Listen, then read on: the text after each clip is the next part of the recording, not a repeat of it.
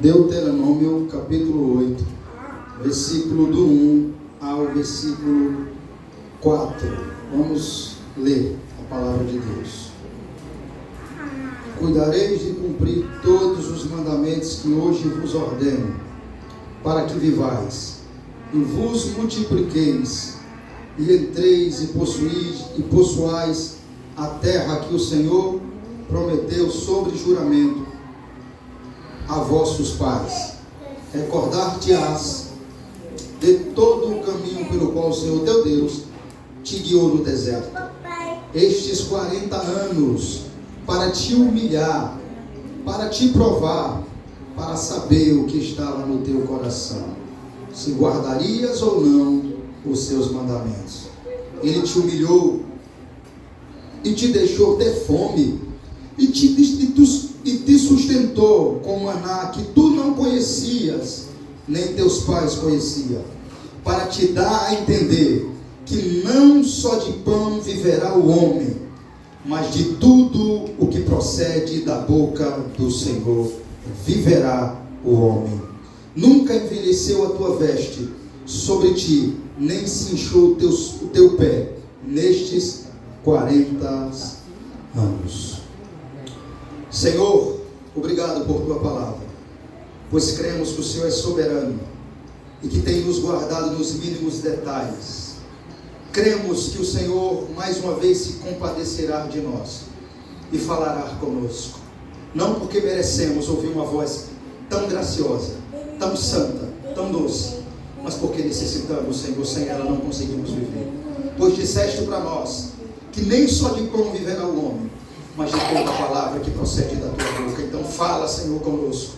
Traz luz para o texto, luz para os corações, luz para as mentes, para que nós possamos entender a tua palavra. Traz edificação para todo o corpo de Cristo, de modo, Senhor, que toda a glória seja dada a ti, em nome de Jesus. Amém. O tema dessa mensagem, irmãos, é: nem só de pão viverá o homem. Conhecido esse texto, não é? Conhecido, só que ele é conhecido muito lá em Mateus capítulo 4, mas ele começou aqui. Jesus, quando ele citou o texto lá, ele estava citando aqui. O interessante é quando você conhece o contexto do texto, né? Quando você conhece o contexto, por que esse texto ele surgiu aqui. Exatamente Deus dizendo que deixou o povo com fome, para que eles entendessem. Olha que tremendo isso, irmãos. Quando eu meditava nesse texto hoje de madrugada, eu estava meditando, Deus dizendo: eu deixei vocês com fome para vocês entenderem que nem só do pão viverá o homem, mas de toda a palavra que sai da boca de Deus. E eu penso comigo, nós precisamos dessa verdade, Senhor. Nós precisamos desse entendimento. Nós precisamos compreender, Senhor. Essa fala foi muito eficaz, muito atual, muito pertinente, muito oportuna para Israel, mas ela é para nós também. Eu e você que vai assistir, precisa entender que não, nem só de pão viverá o homem, mas de toda a palavra que sai da boca de Deus. O texto começa dizendo para nós uma exortação em ter em memória os benefícios do Senhor. O texto é uma exortação. Perceba que o texto começa com exortação.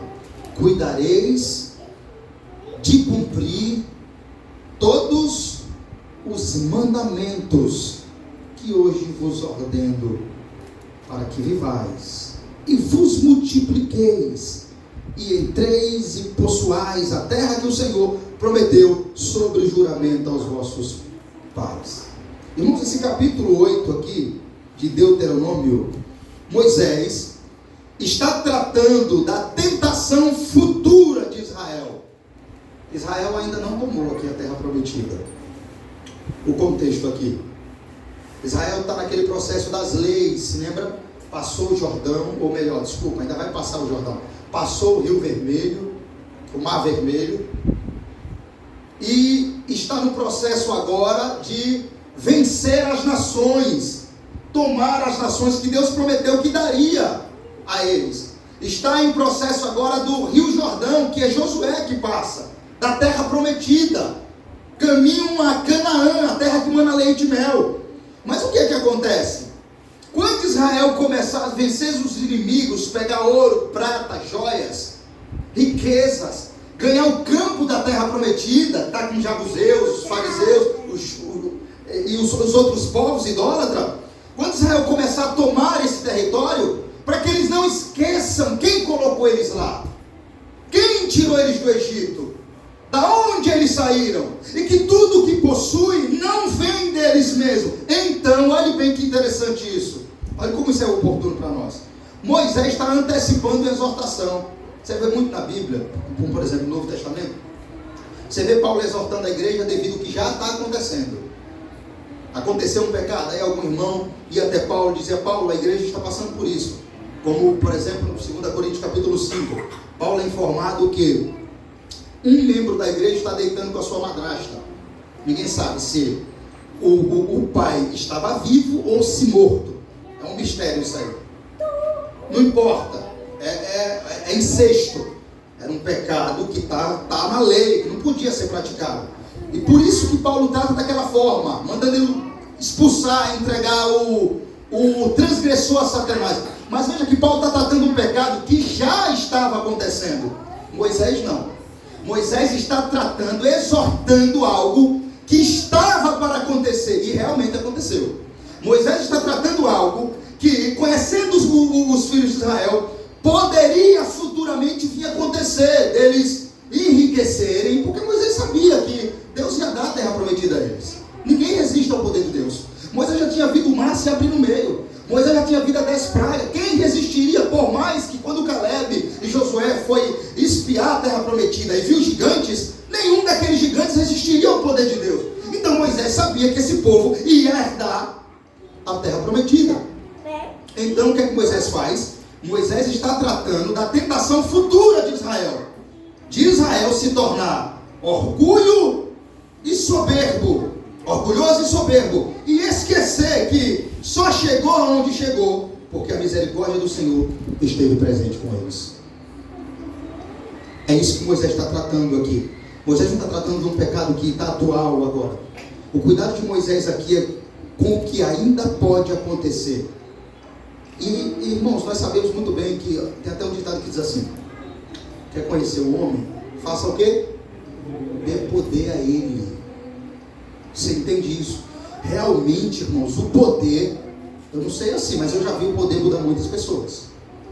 Entendeu? O poder, ele tem o dinheiro, o poder tem essa força de mudar corações, mudar caráter, infelizmente, e atitudes. Moisés sabe que isso pode acontecer, então ele está exortando o povo a não esquecer: cuidareis de cumprir todos os mandamentos que hoje vos ordeno, para que vocês não se esqueçam que só chegou onde chegou porque a misericórdia do Senhor esteve presente com vocês. Então Moisés está advertindo ao povo a não deixar que o orgulho tomasse o coração deles, ao ponto deles acharem que dependem de si mesmo, que são autossuficientes, que o braço deles são forte e que com os próprios méritos e força eles podem conseguir os seus objetivos. Como é que eu sei que Moisés está preocupado com isso? Como é que eu sei que essa é a preocupação de Moisés? Leia o versículo 2: recordar-te-ás de todo o caminho pelo qual o Senhor teu Deus te guiou no deserto estes 40 anos. Tá vendo? Não se esqueça quem foi com vocês. Moisés está preocupado com isso. Não se esqueça quem ajudou vocês. Recordar-te-á de quem ajudou vocês no deserto durante esses 40 anos, que é um mistério esses 40 anos. Nós vamos chegar lá. Então Moisés está preocupado com isso, para que o povo não viesse achar que o braço deles é forte, que com os próprios méritos e força eles podem conseguir os seus objetivos.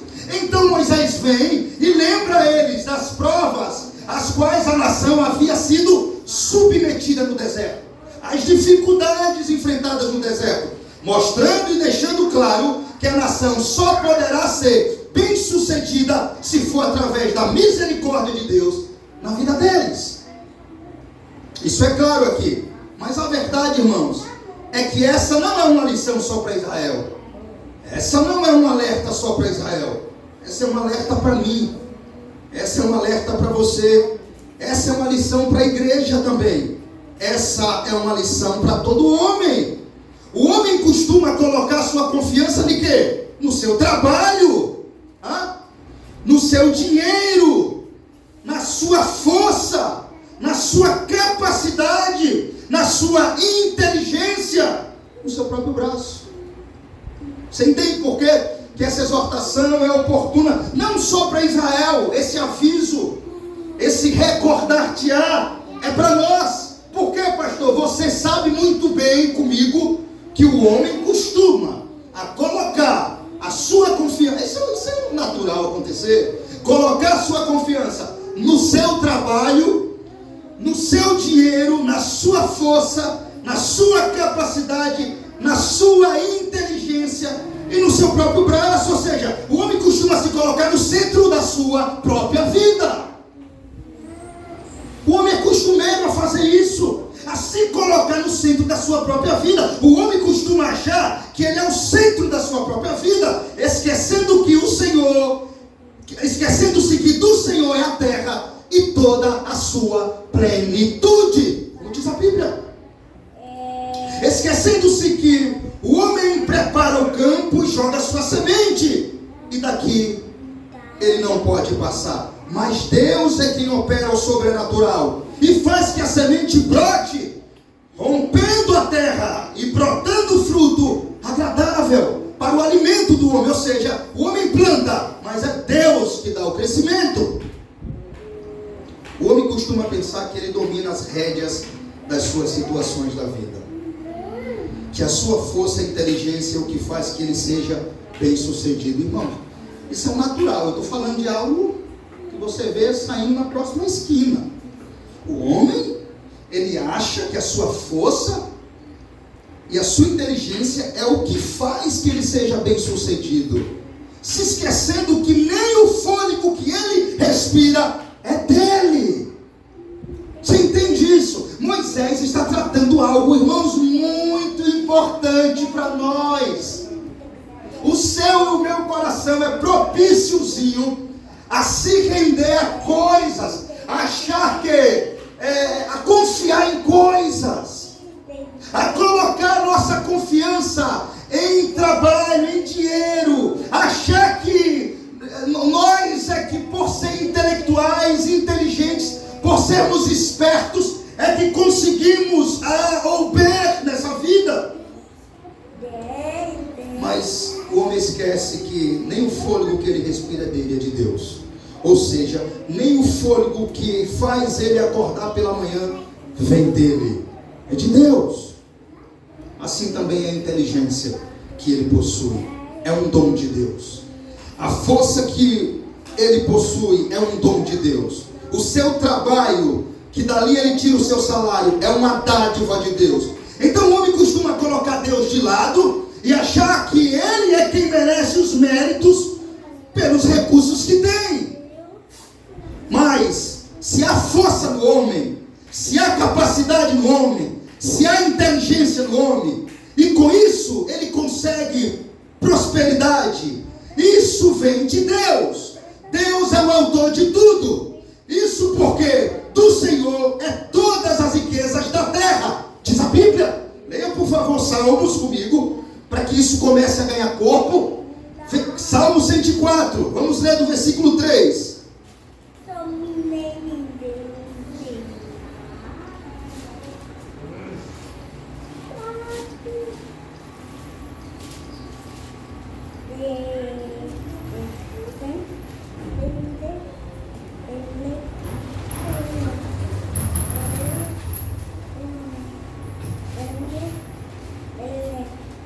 Salmos 104.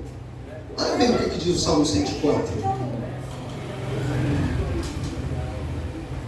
Vamos ler com paciência do versículo 3 até o versículo 24.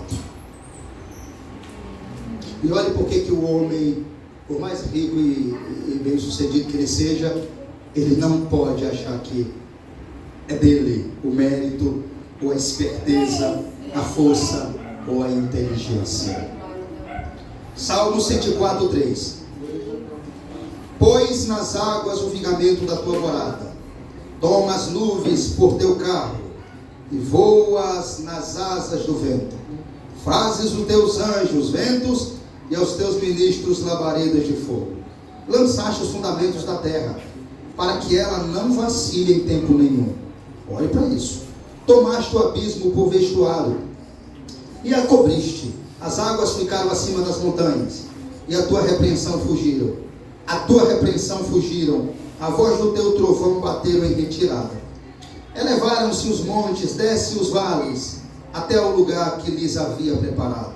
Puseste as águas divisa, que não ultrapassarão, para que não torne a cobrir a terra. Tu fazes rebentar fontes no vale, cujas águas correm entre os montes, dão de beber a todos os animais do campo.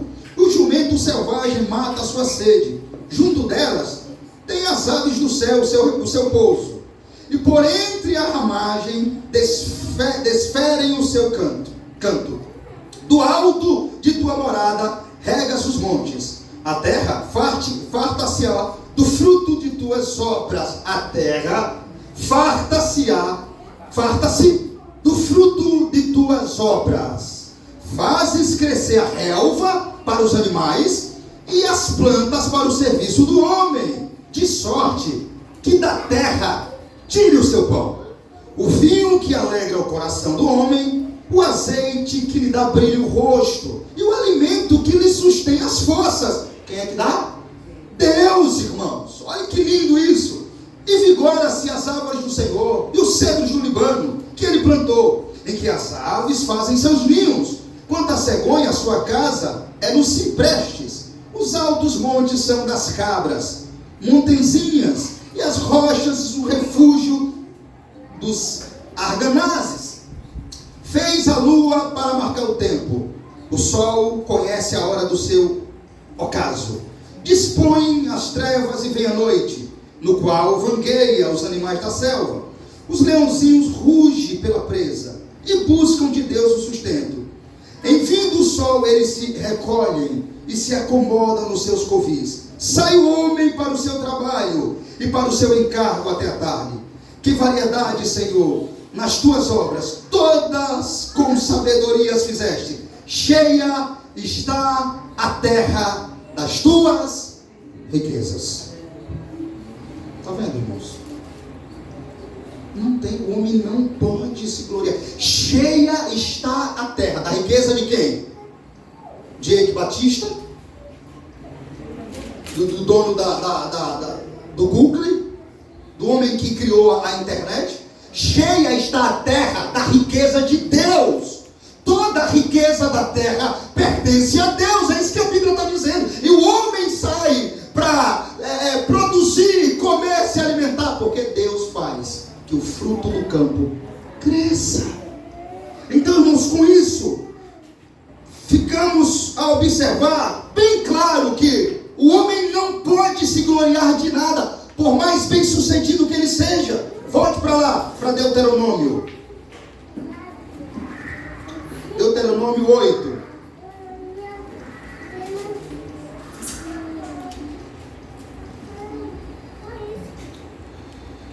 Então observe, irmãos, que Moisés, ele está alertando o povo de Deus a não cair nesse orgulho maligno, nessa soberba perversa, de esquecer de quem realmente os alimenta e os sustenta e os abençoa. Moisés está preocupado, e ele está nos alertando, o povo de Deus, a não cair nesse orgulho maligno que há aí fora, nessa soberba perversa, ao se esquecer de quem realmente nos alimenta e nos sustenta e nos abençoa, de quem realmente está por trás de todo o sucesso deles. Porque eles, lembrando que é Deus o autor e abençoador da vida deles, eles sejam gratos e mostrem isso em forma de obediência. Irmãos, por mais que os ímpios não reconheçam que Deus é o autor e o abençoador da vida deles, nas suas áreas profissionais, financeiras, chamamos essa bondade de Deus de graça comum de Deus. Por mais que eles não deem a glória a Deus por isso que deviam dar, e não dobrem os seus joelhos em reverência e agradecimento e gratidão ao Senhor de toda a terra, nós jamais devemos cometer o mesmo erro. Devemos sempre lembrar que Deus é o autor de todos os bens, posse e sucesso, seja na área profissional ou em qualquer área da nossa vida. Nunca devemos esquecer que não é porque somos fortes e inteligentes e esforçados e espertos que estamos sendo bem-sucedidos ou abençoados, mas que é sempre Deus mostrando sua misericórdia, usando meios e métodos para que sejamos bem-sucedidos naquilo que fazemos, para que venhamos alcançar métodos lucrativos, mas tudo isso é misericórdia e não merecimento. Eu não mereço, irmãos, ninguém merece.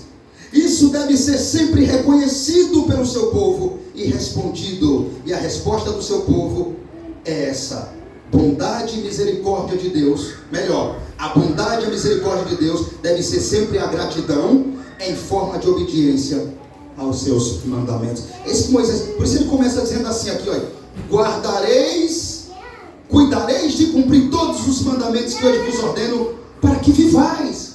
E lá na frente ele diz: recordar-te-ão de todo o caminho pelo qual o Senhor teu Deus te guiou no deserto. Então, quando o povo de Deus reconhece que é bondade e misericórdia, o que esse povo faz? Esse povo obedece a Deus em forma de gratidão, em obediência aos seus mandamentos. Obediência é essa que gera bênção e vida longa ao seu povo. Veja, irmãos, isso aqui, olha o que Moisés diz aí, na parte B do texto: que hoje vos ordeno para que vivais e vos multipliqueis. Vivais. Grava essa palavra: cuidareis de cumprir todos os mandamentos que hoje vos ordeno, para que vivais e vos multipliqueis.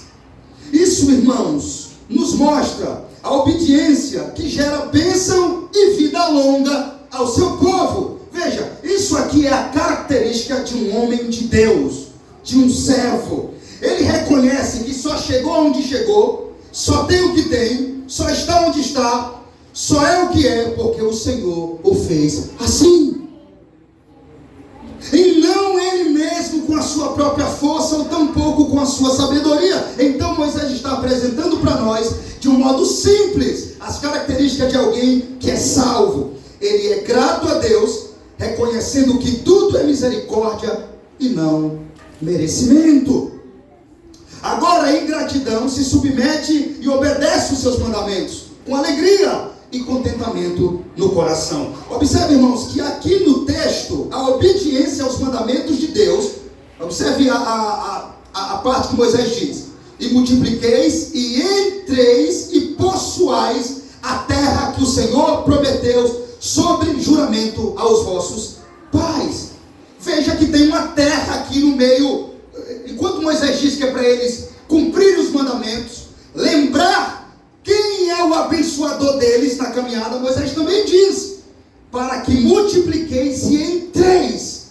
Eles tinham entrada, eles tinham foco de entrar em uma terra.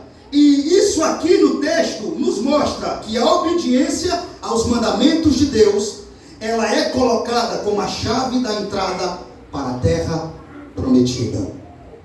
É interessante você entender isso. A obediência aos mandamentos de Deus, ela é colocada aqui como a chave da entrada para a terra prometida, a terra que mana leite e mel, terra dos descansos do israelita, uma tipificação do descanso eterno. Pois eu posso declarar para vocês que temos também um descanso eterno preparado para nós, e que a porta deste descanso é Cristo. Mas só em obediência a Cristo e a sua palavra eu provo que eu farei parte desse descanso. E eu quero que vocês notem que as declarações que nós estamos vendo aqui não é diferente das declarações que nós vemos no Novo Testamento.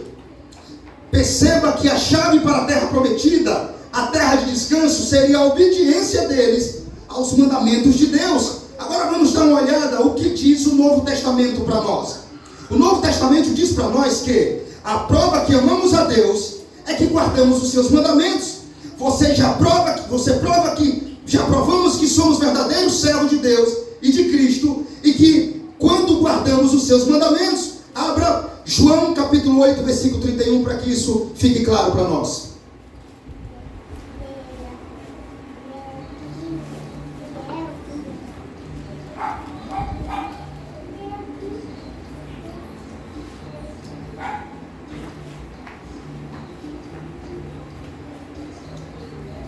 João, talvez alguém leia um texto como esse e diga, não, foi guardar o mandamento, pastor, mas foi para o povo de Israel aqui. Nós não encontramos essa figura para nós, é o que mais encontramos. João 8,32, leia aí comigo, vamos lá. Ou melhor, João 8,31, só o 31.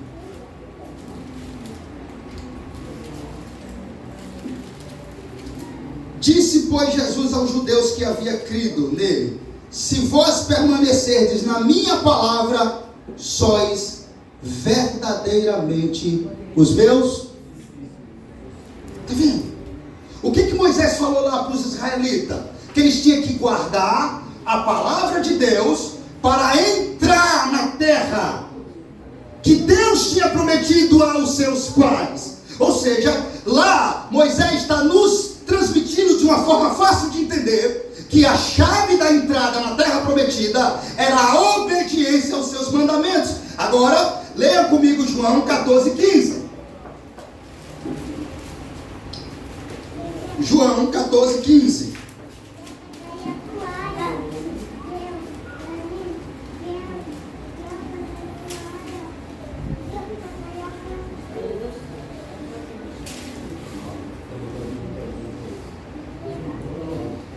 Se me amais, guardareis os meus mandamentos. Você está vendo isso aqui? Está vendo que a ideia é a mesma, irmãos? Temos essa ideia por diversas vezes no Novo Testamento. Não é só lei e povo israelita. Quando Moisés, Deus por intermédio de Moisés diz ao povo que o modo, a chave pela qual eles entrariam na terra prometida seria a obediência aos seus mandamentos, não é diferente conosco. Veja, se me amais, guardareis os meus mandamentos. Agora, João 14,21. João 14,21. Olha lá. Aquele que tem os meus mandamentos e os guarda, esse é o que me ama. Esse é o que me ama. E aquele que me amar será amado do meu Pai. Aquele que tem os meus mandamentos e os guarda, esse verdadeiramente é o que me ama. Está vendo, irmãos? Nós temos essa doutrina em todo o Novo Testamento. E essa doutrina está em toda a Bíblia. Então a chave do povo de Israel a entrar na terra prometida, que mais uma vez eu digo, apontava para a terra eterna, era uma tipificação. A terra prometida, a terra que manava leite e mel, ela apontava, representava a terra eterna. Por isso que foi chamada da terra do descanso dos israelitas. Mas ainda era um descanso terreno. Ela apontava para um descanso eterno. E não é diferente conosco. Está vendo? Você podia olhar para aquele texto lá e dizer, não, isso aqui está apontando para os israelitas e está dizendo, pastor, que eles têm que guardar. Eu sei que eles têm que guardar os mandamentos para entrar na terra prometida. Sim, mas o que tem a ver conosco? Tudo. Porque a mesma ideia encontramos no Novo Testamento. O que está escrito aqui? Aquele que tem os meus mandamentos e os guarda, esse é o que me ama. Então, irmãos, Se você tem os mandamentos de Deus, mas não os guarda, você não ama Ele. E se você não guarda os mandamentos de Deus, não tem entrada para você. Entendeu? Com isso eu não estou dizendo que a salvação é por obras, ao contrário. Se você foi salvo por Cristo, você ama os mandamentos de Deus. E essa é a prova que você ama a Deus. Você entende? Então não existe um cristão verdadeiro que não ame os mandamentos. Mas como assim? Porque a Bíblia está dizendo: aquele que tem os meus mandamentos e os guarda, esse é o que me ama. Aquele que tem a minha... E o que é os mandamentos, pastor? As ordens de Deus diariamente, a Bíblia, a palavra de Cristo, as ordenanças que Ele tem falado continuadamente, que nós temos que observar e obedecer e praticar. Essa palavra de Deus tem que estar em nós, de modo que se evidencie no nosso cotidiano. Irmãos, isso aqui é muito sério. É uma palavra suave, não é? Mas tente entender a profundidade. Aquele que tem os meus mandamentos e os guarda, esse é o que me ama. Então, se alguém não guarda os mandamentos do Senhor, esse alguém não ama Deus. Vem como isso aqui, irmãos, implica em muita coisa para a nossa vida. Isso aqui fala comigo e com você aqui, mostrando para nós que nós temos que amar e obedecer os mandamentos de Deus. Que o cristianismo não é só levantar a mão, confessar a Cristo e depois viver uma vida além ou aquém do evangelho dele. Mas que o cristianismo é levantar a mão, confessar a Cristo, amar a palavra de Cristo, viver a palavra de Cristo e praticar a palavra de Cristo, mostrando que nós amamos a Ele, mostrando que realmente nós amamos a Deus. Qual é a prova que alguém ama a Deus, pastor? Ele guarda os seus mandamentos. Então, irmãos, por mais que dizemos ou digamos, eu amo Deus, se você ama a Deus, você guarda os seus mandamentos. Tem mais, vamos lá. João 15:10.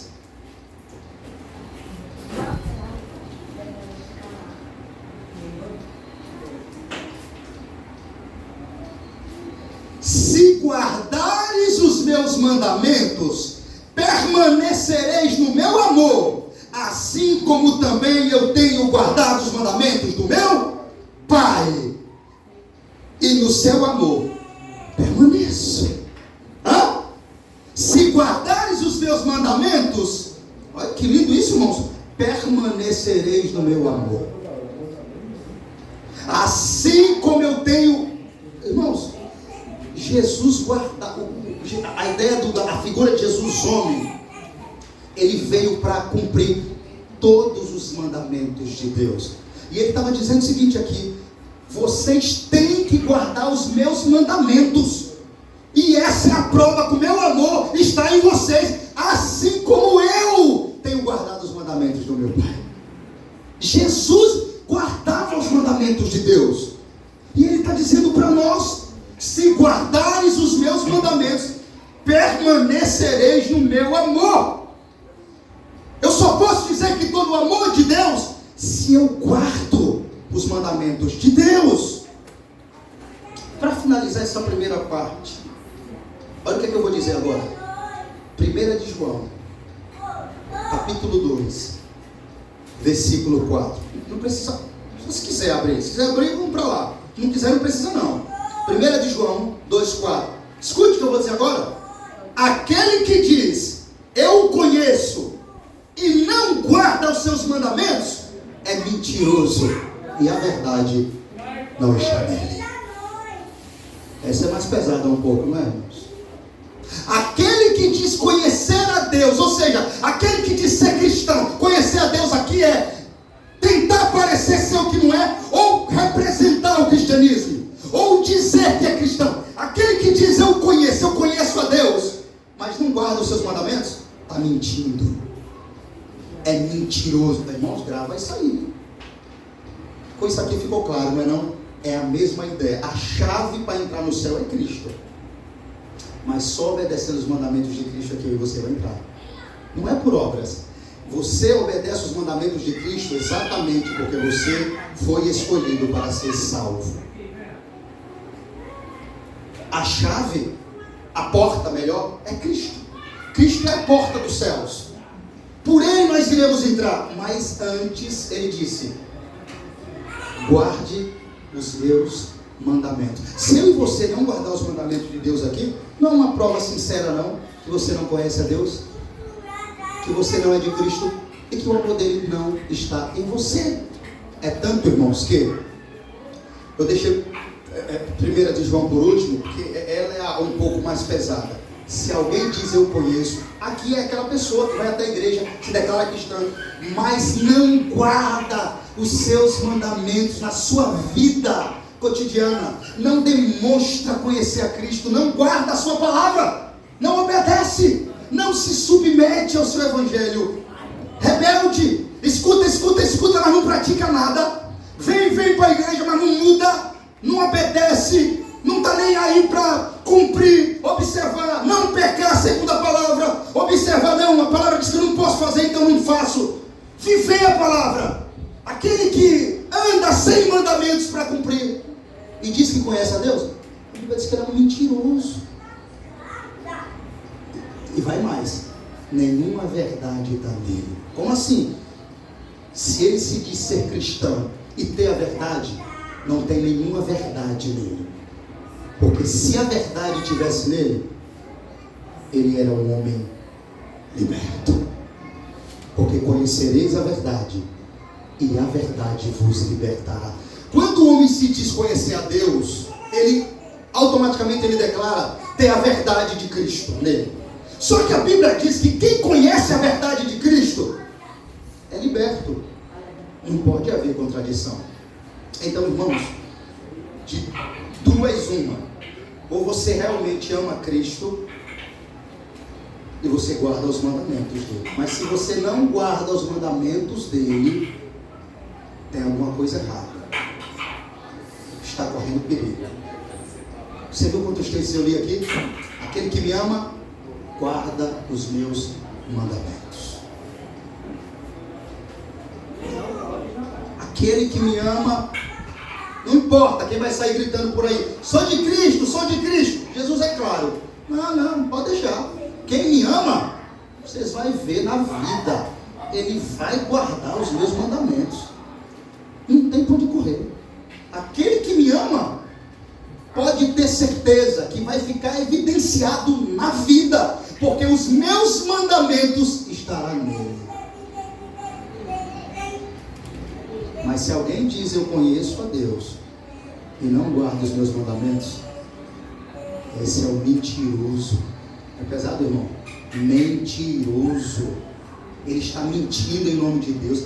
É mentira a confissão dele, é mentira o cristianismo dele, é mentira, é uma farsa. Ele está fingindo ser o que não é. Não acredite. Se alguém diz conhecer a Deus, ser cristão, conhecer a Deus é dizer que é cristão, que é servo, que é servo de Deus, mas não guarda a palavra de Deus, é um mentiroso, e a verdade não está nele.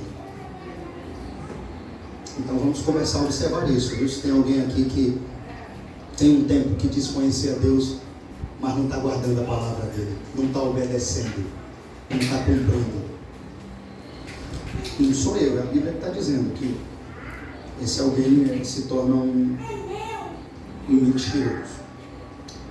Irmãos, veja que assim como Deus prometeu a terra prometida aos filhos de Israel, Cristo prometeu os céus aos seus discípulos, servos, mas ele disse por que caminho eles chegariam. João 14 aí, por favor. Olha lá. João 14. Não se turbe o vosso coração. Credes em Deus, credes também em mim. Na casa do meu pai há muitas moradas, a promessa.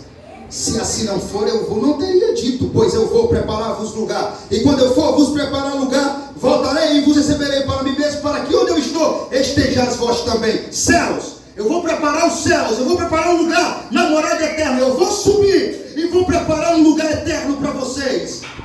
Aí, e vós sabeis o caminho para onde eu vou. Disse Tomé: Senhor, não sabemos para onde vais, como saber o caminho? Aí Jesus diz agora: o caminho para que você chegue até o céu? Respondeu-lhe Jesus: eu sou o caminho, a verdade e a vida. Ninguém vai até o céu. Que céu? Esse céu que eu acabei de dizer antes para vocês. Ninguém vai a essa morada. Ninguém sobe comigo se não for por mim. E sabe o que ele está dizendo aqui? Eu posso dizer assim para você: ninguém sobe até os céus sem guardar os meus mandamentos. Ninguém sobe até essa morada sem guardar a minha palavra. O por mim aqui, irmão, é seguindo ele. Ninguém vai ao Pai. Eu sou o caminho. O caminho aqui é você seguir os mesmos passos que ele. Você seguir os ensinamentos dele. Ele está dizendo: você só pode ir se for através dos meus ensinos, obedecendo eles até o final da sua vida. Não é interessante isso? Está vendo? Não tem outra, irmão. Não é só com Israel lá. A ideia de ter que guardar os mandamentos, nós vemos também ela no Novo Testamento. E por que isso acontece? Para ver se realmente nós estaremos dispostos a renunciar à nossa própria vontade para fazer a vontade do nosso Pai. Volte para lá, para Deuteronômio. Vamos para o versículo 2.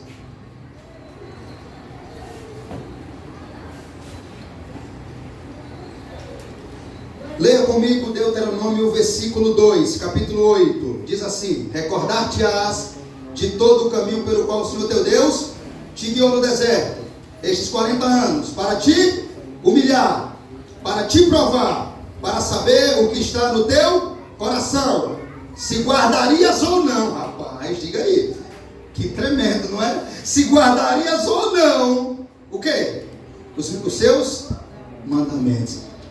Sinceramente, poxa, eu estava lendo de madrugada, Deus colocou eles à prova, humilhou e testou para saber o que havia no coração deles. Por que Deus faz isso? Deus nos coloca à prova. Aqui, irmãos, esse versículo nos mostra, em primeiro lugar, que Deus aqui, nessa terra, Ele nos prova a nossa fé em meias circunstâncias. Às vezes Ele permite situações em nossas vidas, seja no trabalho, seja em casa, seja em qualquer lugar, para ver se realmente nós estaremos dispostos a guardar os seus mandamentos, ser fiel a Ele na prova da nossa fé, em meio às dificuldades e circunstâncias da vida. Veja, o Senhor aqui no versículo 2, eu quero fazer você entender, olhe bem, o Senhor aqui no versículo 2, havia decidido testar a nação de Israel por meio das dificuldades da jornada do Egito para Canaã. Essa prova tinha por finalidade de mostrar a condição do coração do povo, para ver que resposta eles dariam aos mandamentos de Deus. Olhe para isso, irmão. Veja que é exatamente o que o texto diz aí. Recordar-te-ão de todo o caminho pelo qual o Senhor teu Deus te guiou no deserto esses 40 anos, para te humilhar, para te provar, para saber o que está no teu coração. Irmãos, quando eu comecei a ler, interpretar o texto, trazer a sua ilustração, eu disse: meu Deus, será que Deus não faz isso mais? Será que Deus só fez isso com Israel?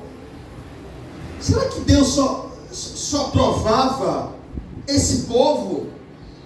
Será que Deus só fez isso nessa época aqui? De mostrar a condição do coração do povo, para ver a resposta que eles dariam?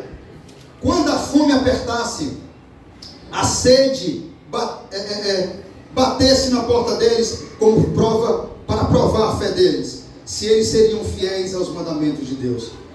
Eu confiaria plenamente, se eles confiariam plenamente, não no pão físico, mas na providência divina do Senhor. O Senhor fez isso, e nós já sabe o que aconteceu. Eles foram provados, e reprovados. Eles murmuraram, reclamaram de Deus e de Moisés e não foram fiéis aos mandamentos do Senhor. Deus fez isso mesmo lá no deserto. Deus cessou a água para ver. Que lindo agora. Eu não tinha conhecimento, vou ser sincero com você, desse texto, mas ele é tremendo. Deus dizendo assim: sabe por que eu reti a água? Por quê? Porque eu queria ver o que estava no coração de vocês. Meu Deus do céu, olha para aí. Aí sabe o que fica em nossa mente? Será que Deus faz isso ainda? É claro, irmãos. É claro que Deus, ele continua fazendo isso. Sabe por que eu deixei vocês com sede? Por quê? Porque eu queria ver se vocês seriam fiéis a mim mesmo com sede. Sabe por que eu tirei o pão de vocês? Por quê? Porque eu queria ver se vocês confiavam no pão divino do céu e não só no físico da terra. Irmão, veja, isso aqui nos ensina muito. Eles foram provados por Deus. E qual foi o resultado, pastor? Reprovados. Murmuraram, reclamaram e disseram: era melhor estar no Egito, lá tinha pão, do que morrer aqui no deserto, Moisés. Era melhor ficar lá como escravo, tinha água, tinha pão. É mesmo? Vocês preferiam estar lá? Que ingratidão, não é? Quer dizer que Deus abre o mar, envia 10 pragas, abate Faraó, que humilhou vocês, e agora vocês dizem: porque faltou água, esqueceu rápido que Deus abriu o mar. Ele não pode fazer da areia jorrar água. Ele não pode fazer o pão automaticamente aparecer. Vocês esqueceram que Deus faz milagre? Não. O que é que eles fizeram? Murmuraram e foram reprovados. Pois é, irmãos, eles foram reprovados. E nós? Será que estamos sendo aprovados? Irmãos, não tenho dúvida, Deus, ele continua usando circunstâncias e situações para testar a nossa fé, em nossos lares, em nossos trabalhos, em vários outros lugares, para ver o que realmente está no nosso coração, se a gratidão como forma de obediência aos seus mandamentos, ou se como os israelitas, quando o cerco apertou, o pão faltou e a água cessou, se seremos ingratos e infiéis a Deus, negando seus mandamentos e esquecendo de sermos fiel a Ele, mesmo em momentos difíceis da vida. Essas dificuldades que Deus permite que venham entre nós, como diz aí o texto, para saber o que está no nosso coração. Isso aqui representa para nós circunstâncias diversas que acontecem em nossas vidas, dificuldades, angústias, tribulações de jornada da fé cristã. Às vezes Deus permite para ver o que está em seu coração, que a sua fé seja provada em seu próprio lar, com a sua própria esposa, para saber se realmente você está disposto, mesmo em meio a momentos turbulentos, a guardar os seus mandamentos e ser fiel a Ele. O mesmo acontece ao contrário. O esposo, às vezes Deus permite que a fé das esposas seja provada nos seus próprios lares, com seus esposos. Enfim, irmãos, o fato é que Deus usa muitos meios para provar a nossa fé. Ele continua fazendo isso. Você acha que só foi com Israel que ele provou para ver o que havia no coração? Não, irmãos. Deus usa o mesmo método com o seu povo. E a pergunta que fica é: será que estamos sendo aprovados ou reprovados, como foi esse povo de Israel? Será que nós mesmos, nesses momentos, estamos sendo zelosos em guardar os mandamentos de Deus? Lembrar que devemos obediência ao Senhor em qualquer circunstância ou situação? Ou estamos sendo ligeiros a murmurar, reclamar, sermos ingratos e infiéis a Deus? Pense nisso, irmãos. Às vezes, naquilo que nós menos imaginamos, a nossa fé está sendo provada por Deus. Pense nisso. Naquilo que nós menos imaginamos, a nossa fé está sendo provada por Deus. Deus está nos provando para ver realmente o que está em nosso coração. Se é a palavra dele, vívida, ou a ira pecaminosa. Agora, há uma informação muito importante aqui no texto que precisamos notar, irmãos. Quando agimos assim como o pastor, em meio às dificuldades e provações que Deus muitas vezes envia para provar a nossa fé, se negamos o seu nome nesses momentos, escute bem, sendo ingratos, infiéis, irados, murmuradores, ao invés de sermos obedientes aos seus mandamentos, Deus, como resposta a essa infidelidade, Ele retém as bênçãos ou tarda elas. Isso mesmo que você ouviu. Ele retém as bênçãos ou tarda elas. Isso é evidente aqui com os filhos de Israel. Sabe por quê? Eu não sei se você sabe, mas os filhos de Israel era para passar apenas 40 dias. Você ouviu isso aqui? Os filhos de Israel, isso mesmo. Eu sei que é 40 dias? Como assim 40 dias? Aqui está falando 40 anos, pastor. Foi a desobediência deles. Retardou a bênção. Era para eles chegarem em Canaã. Sabe quantos dias? Deixa eu dizer de novo. 40 dias. Era para eles entrar na terra que mana leite e mel. Na terra do descanso. E desfrutar da beleza de Canaã. Sabe quanto tempo durou? 40 anos. Está claro que está para nós que quando o povo de Deus age assim, ele tanto retarda a bênção, como muitas vezes não envia. Ele retém as bênçãos ou tarda elas. Isso está evidente, como eu disse aí. A ingratidão fez que durasse 40 anos e não 40 dias. Vamos para o versículo 3. Ele humilhou e te deixou ter fome, e te sustentou com maná, que tu não conhecias, nem teus pais conhecia, para te dar a entender que nem só de pão viverá o homem, mas de tudo que procede da boca do Senhor. Vou tratar primeiro o primeiro assunto aqui. Ele te humilhou. Aqui Deus nos mostra que, em resposta à infidelidade do povo, e à ingratidão do povo, e à murmuração do povo, Deus humilhou, quebrou o ego e a soberba e o orgulho desse povo, mostrando a eles que eles não é autossuficiente, que o alimento não vem deles, que eles não tinham poder de se alimentar por si só, que eles não eram sábios demais, fortes ou espertos ao ponto de conseguirem se virar sozinhos, que eles não estavam no controle da própria vida e que eles dependiam de Deus para tudo. E que sem Deus eles não eram nada, absolutamente nada. Morreria ali mesmo no deserto se não fosse a ação divina, sobrenatural, misericordiosa e graciosa de Deus com eles. Morreria ali mesmo, perecia ali com sede e com fome, se não fosse Deus. Deus está humilhando, mostrando que eles não são nada sem Ele, absolutamente nada. E porventura é diferente conosco, irmãos. Deus faz isso também. E precisamos entender isso, irmãos, que não somos absolutamente nada sem Deus. É o mesmo que Deus esteja dizendo assim para Israel: Israel, eu vou te humilhar para que você nunca pense que é autossuficiente e que sem mim você pode fazer alguma coisa. Para que vocês sintam a incapacidade de vocês para sobreviverem sem mim. Para que Israel sentisse na pele a incapacidade de sobrevivência à parte de Deus. Precisamos entender isso, de modo que qualquer boa dádiva que chegue até vocês seja nítido e claro que saiu de mim para vocês e não de vocês mesmos. Irmãos, eu vos afirmo que Deus ainda faz isso, usando as próprias circunstâncias da vida para abater muitos crentes, muitos filhos e servos. Deus muitas vezes humilha, quebrando o ego, a soberba e o orgulho, para que nós nunca pensemos que somos alguma coisa sem Ele. Jesus deixou isso muito claro para os discípulos. João 15:5, dizendo a eles: sem mim nada podereis fazer. Está vendo? Todas essas ideias aqui estão no Novo Testamento. E eu me lembro que Deus fez isso com o homem. Deus faz isso para que eu e você não se soberbeça, irmãos, diante das grandezas que é chegada até nós. Deus permite que nosso coração, nosso ego, se houver soberba, seja quebrado através de circunstâncias. Deus faz isso, mostrando que não somos nada sem Ele.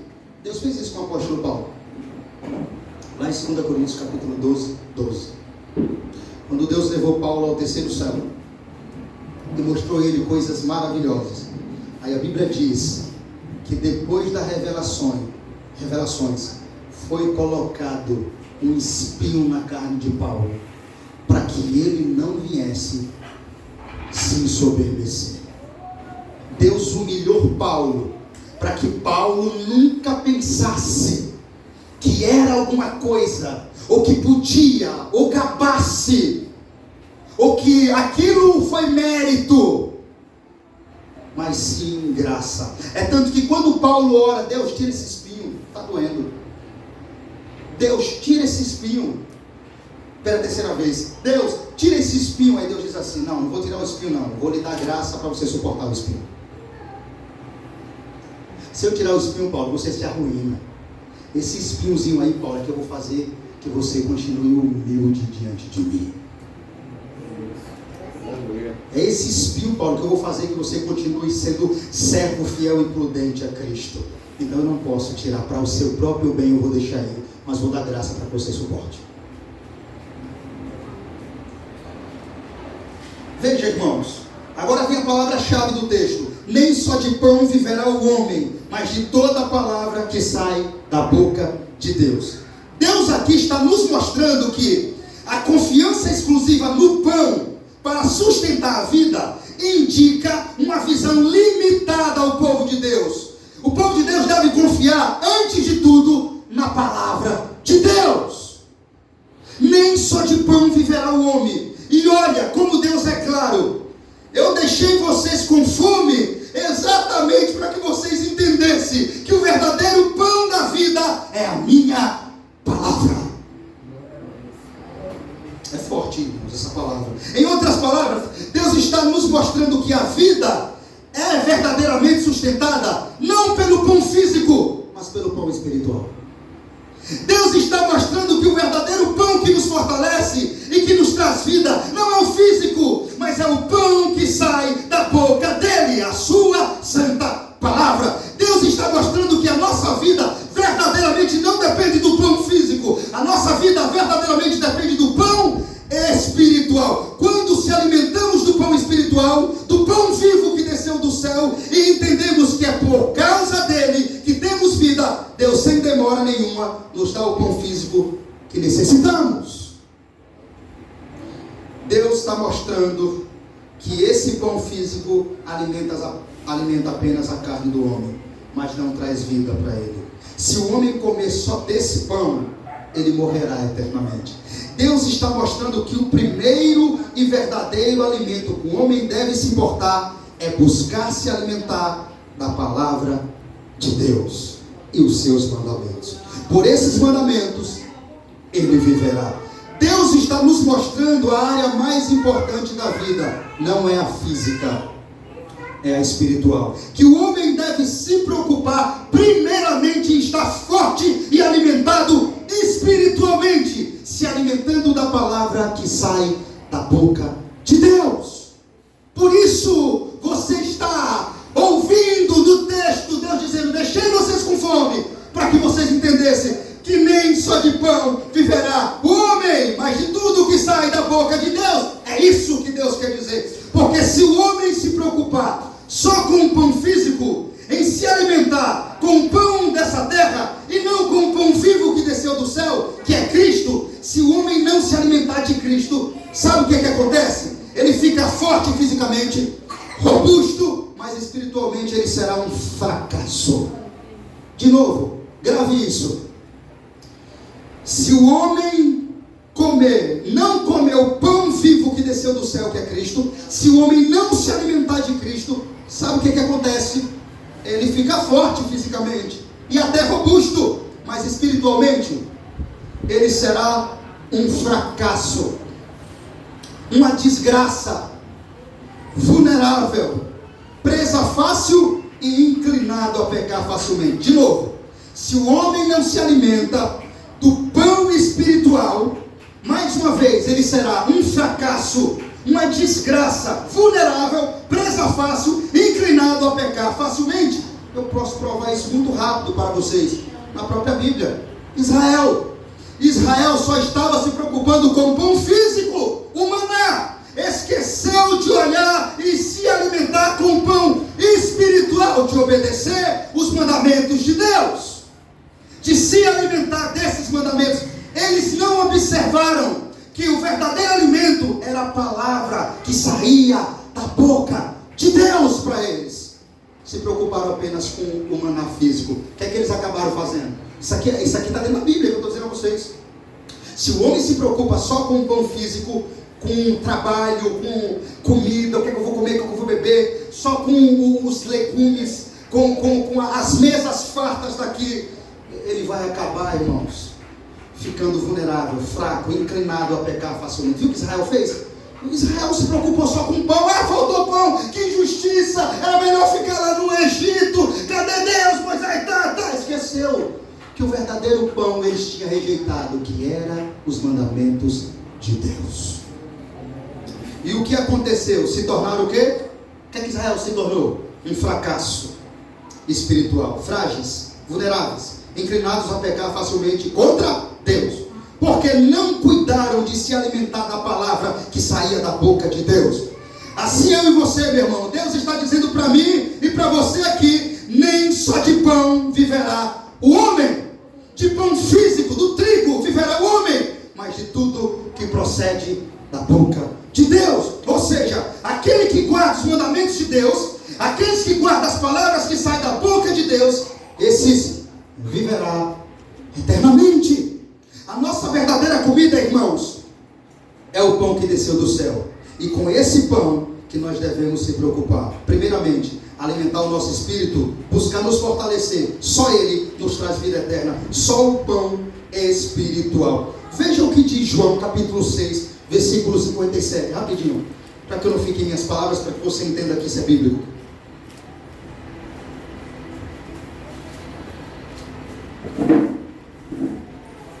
João, olha que palavra, viu?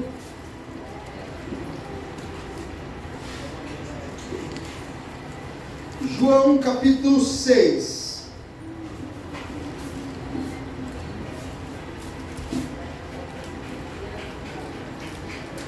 João 6, 57.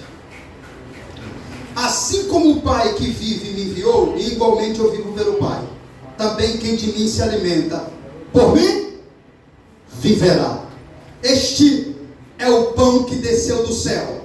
Agora, em nada é semelhante àquele pão que os nossos pais comeram. É o pão que os israelitas comeram. Aí Jesus falando: em nada é semelhante ao pão que os vossos pais comeram e contudo morreram. Quem comer este pão viverá eternamente. Está vendo, irmãos? É com esse pão que Jesus está dizendo assim: o maná que o povo de Deus comeu lá no deserto, eles comeram e morreram. Mas quem comeu o pão vivo que desceu do céu, esse viverá eternamente. Então é com esse pão que nós devemos se preocupar. O pão vivo que desceu do céu é o próprio Jesus. Volta para Deuteronômio, rapidinho, vou acabar. Isso aqui é só para que nós entenda claramente. Agora observe, irmãos, o entendimento que Cristo nos trará dessa passagem, dessa mesma, mostrando para nós que o homem só consegue ser bem sucedido no mundo espiritual para vencer Satanás, os seus demônios, quando ele entende que o único alimento que lhe traz vida, virtude, capacitação espiritual é a palavra que sai da boca de Deus. Ou seja, Cristo como homem estava guardando todos os mandamentos do seu Pai, e essa é a palavra que sai da boca de Deus, e por isso, por mais que tivesse fraco na carne, ele estava poderoso no espírito. Então nós devemos se preocupar, não estar fortes fisicamente na carne, mas poderosos no espírito, porque só assim venceremos Satanás e as suas propostas, como ele fez a Cristo em Mateus 4,4. Vai para lá rapidinho.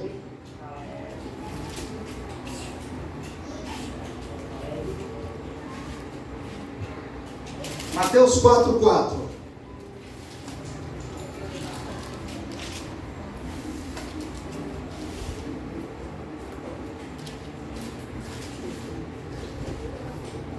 Mateus 4,4 está escrito como aí?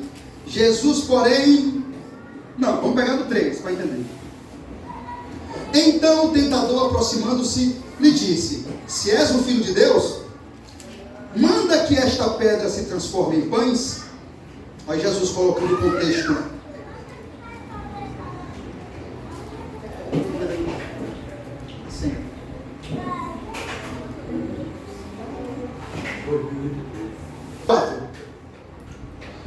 Jesus, porém, respondeu: está escrito, não só de pão viverá o homem, mas de toda palavra que procede da boca de Deus.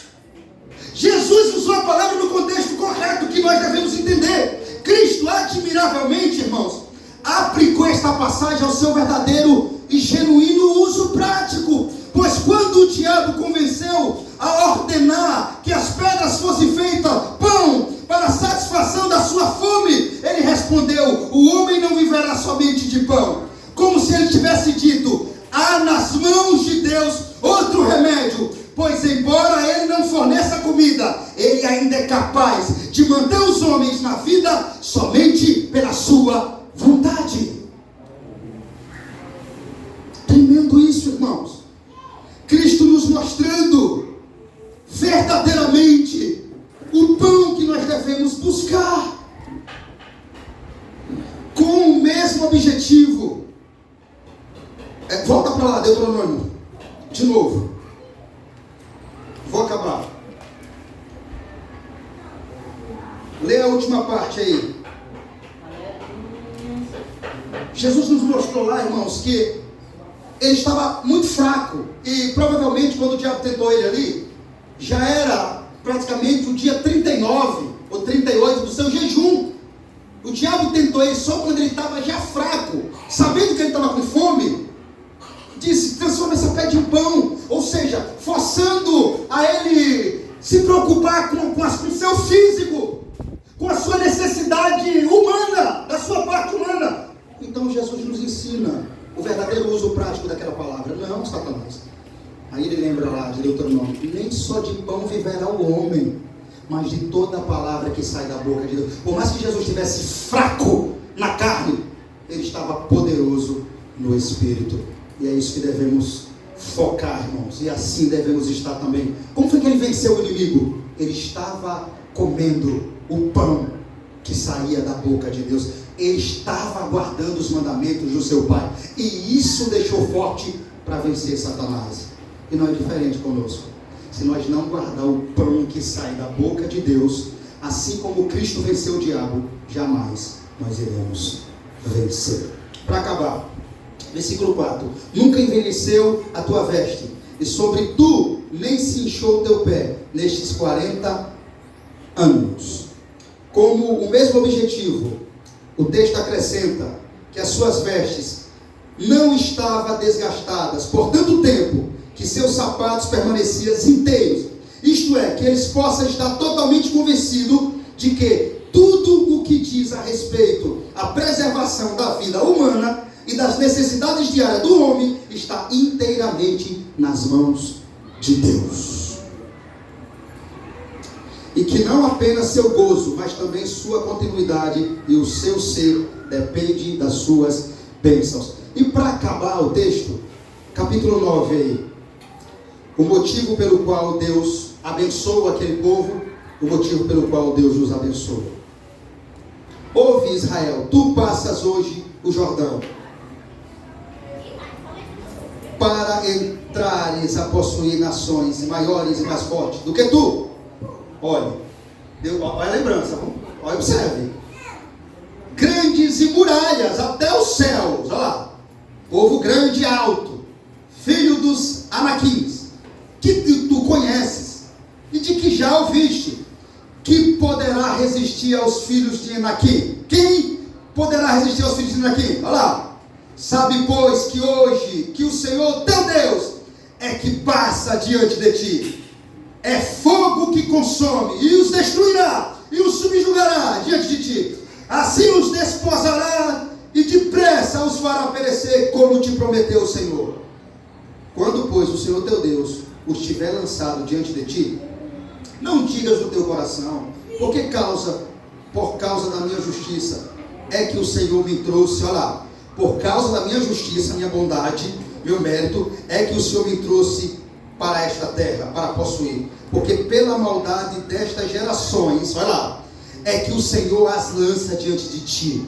Não é por causa da tua justiça, nem pela virtude do teu coração que entras a possuir a terra, mas pela maldade destas nações, o Senhor teu Deus as lança diante de ti, para confirmar a palavra que o Senhor, teu Deus, jurou aos teus pais, Abraão, Isaque e Jacó. Em outras palavras, Deus está fazendo tudo isso, Israel. Não é porque vocês é bom, não. E nem porque vocês merecem. É porque Ele é misericordioso e bondoso para convosco. Então, nunca esqueça quem é o abençoador de vocês. Assim sejamos nós, irmão. Nunca esqueça que as bênçãos que chegam até nós não é o seu mérito, não é a sua bondade, não é a sua justiça, não é o merecimento. É porque Ele é misericordioso e bondoso conosco. Deus abençoe a todos. Louvado seja o nome do Senhor. Vamos ficar de pé.